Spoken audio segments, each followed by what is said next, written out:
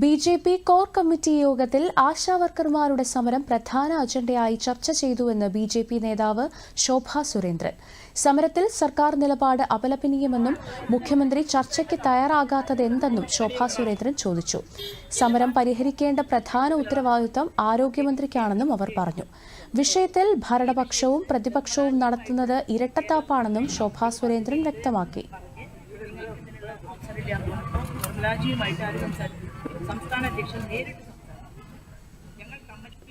കേരളത്തിന്റെ മുഖ്യമന്ത്രിയോട് ഞങ്ങൾക്ക് പറയാനുള്ളത്, നിങ്ങൾ ഇവർക്ക് ശമ്പളം കൊടുക്കാമെന്ന് പറഞ്ഞാൽ പോരാ.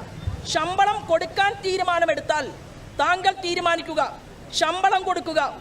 ആശാപ്രവർത്തകർക്ക് ശമ്പളം കൊടുത്തതുകൊണ്ട് ഇത്ര കോടി രൂപ കേരളത്തിന്റെ ഖജനാവിന് അധിക ബാധ്യതയുണ്ടായി, അത് പരിഹരിക്കണം കേന്ദ്ര ഗവൺമെന്റ് എന്ന് പറഞ്ഞാൽ ആ അധിക ബാധ്യതയിൽ ഒരു നാണയത്തുട്ട് പോലും അവശേഷിപ്പിക്കാതെ ആ പണം മുഴുവൻ കേരളത്തിന് വേണ്ടി വാങ്ങിയെടുക്കാൻ കേരളത്തിന്റെ മുഖ്യമന്ത്രിയോടൊപ്പം ഭാരതീയ ജനതാ പാർട്ടിയുടെ സംസ്ഥാന അധ്യക്ഷനും നേതാക്കന്മാരും ഡൽഹിയിൽ പോകാൻ തയ്യാറാണ്.